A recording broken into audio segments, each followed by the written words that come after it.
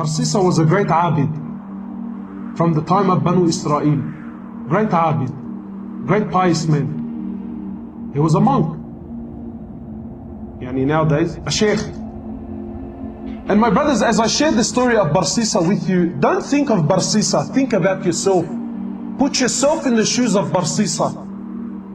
Barsisa was a great scholar, someone who worshipped Allah, very pious. The whole community knew about him. He had his own temple where he worshipped Allah day and night. And three brothers, they wanted to go in jihad, but they had a sister.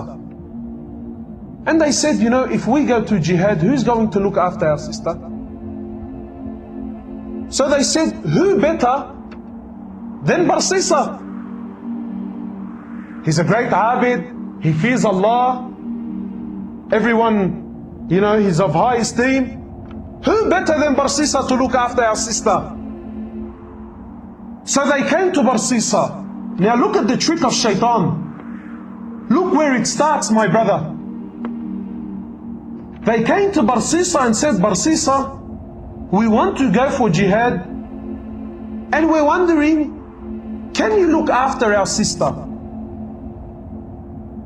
So Barsisa immediately says, he says, A'udhu billahi minash shaitanir rajim. This is shaitan. No way. So the men were disappointed and they left. Then shaitan came to Barsisa. He's not shaitan. Today he's our sheikh.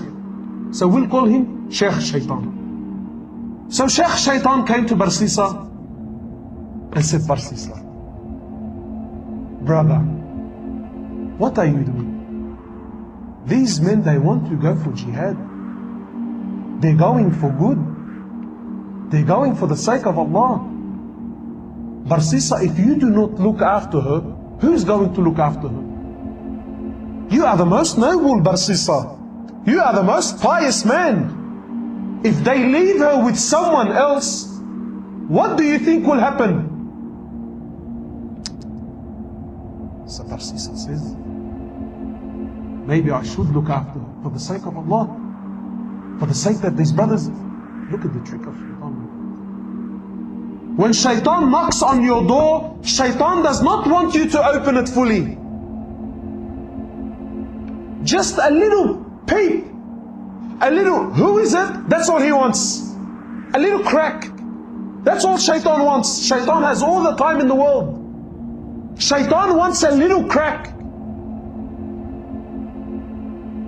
So he calls the brothers back. He says, listen, for the sake of Allah, I will look after your sister, but she will not stay with me. Barsisa was a man who feared Allah. He was a genuine man who feared Allah, my brothers. Now I want you to think about yourself and relate this story to your life. He says, I will not keep your sister with me. She will stay in the house I have at the back of my temple. She will stay there and I will stay here. The brothers agreed. Said, no problem. The brothers went to jihad.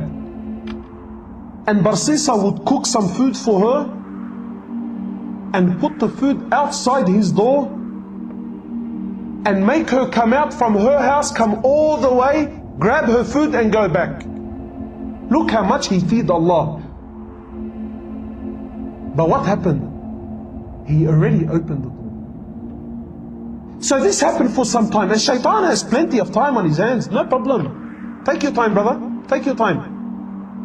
Until eventually shaitan comes to Barsisa. He says, Barsisa,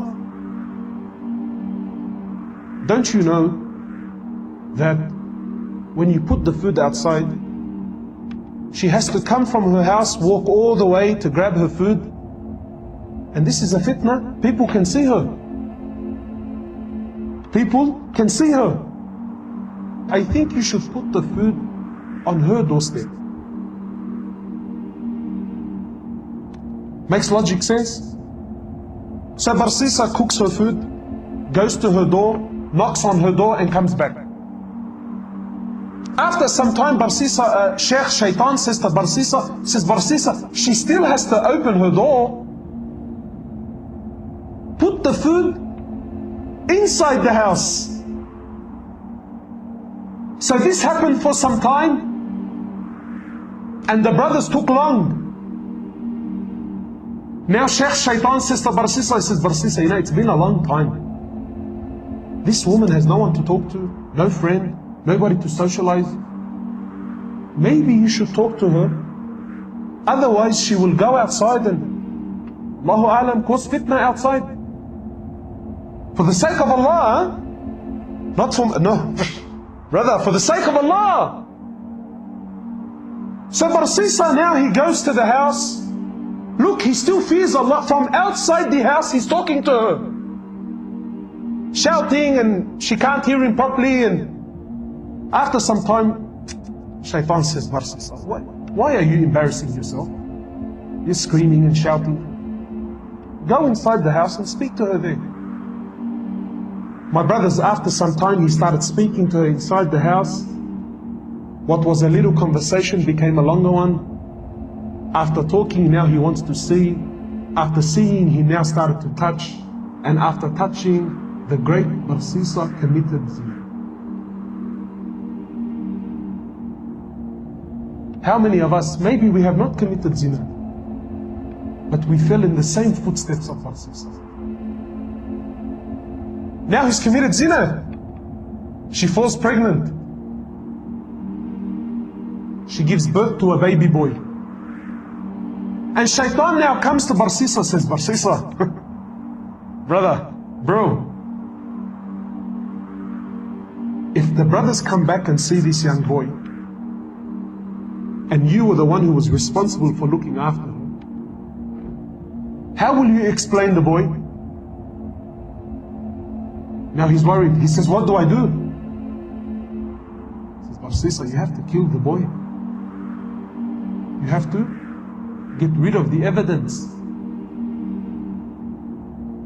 So Barsisa kills the boy. What do we have now? Zina and murder. After some time, Sheikh comes back. Says, Barsisa, do you really think she's going to keep quiet about what happened? Do you really think she's not going to tell her brothers about what took place here? He says, what do I do? Kill her too? Zina and double murder. The brothers come back. Barsisa, where is our sister? He says to them, Inna lillahi wa inna ilayhi raji'un. Your sister, she became very ill, and Allah took her life. Barsisa is a great abid, big sheikh. He does not lie. The brothers had no other option. They said, where is she? He showed them a fictitious grave, a fake grave. He said, this is where she is. They made some dua for her and went home. The next morning, one of the brothers, he says, you know, I had a very interesting dream last night. The other brother said, I had an interesting one. What did you see? He says, I seen in my dream that our sister was not sick. Rather, she fell pregnant, she had a boy, and her and the kid were murdered. And I seen that she was not buried where he showed us, but she was buried somewhere else. So the other brother says, Zina Ajib, I had the same dream. So they said, both of us cannot be wrong. They went to where they seen in their dream, they dug up that grave there, they found their sister and the baby there. They went back to Barsisa, they said, Barsisa, you lied to us, this is what took place, and now we're taking you to the ruler. Now on the way, Barsisa is looking at himself, he's thinking, how did I get in this mess? Zina, double murder, and now I'm going to be executed. So, when they bring him to the ruler, Shaitan comes to Barsisa in the form of man. He says, Barsisa, do you know who I am? He says, no. He says, Barsisa, I am Shaitan. And I am the one who caused you all this mess. And I'm also the one that can get you out. He says, Barsisa, I can get you out, man. I have a lifeline for you, Barsisa. He says, anything, get me out. He says, Barsisa, you make sajda to me. You make sajda to me, Barsisa, and I will get you out. So Barsisa, he makes sajda to him. And Sheikh Shaitan says, thank you very much. It was nice knowing you. Assalamu alaikum. And shortly after, he was crucified. The last action in his life was what? Shirk, kufr to the highest level.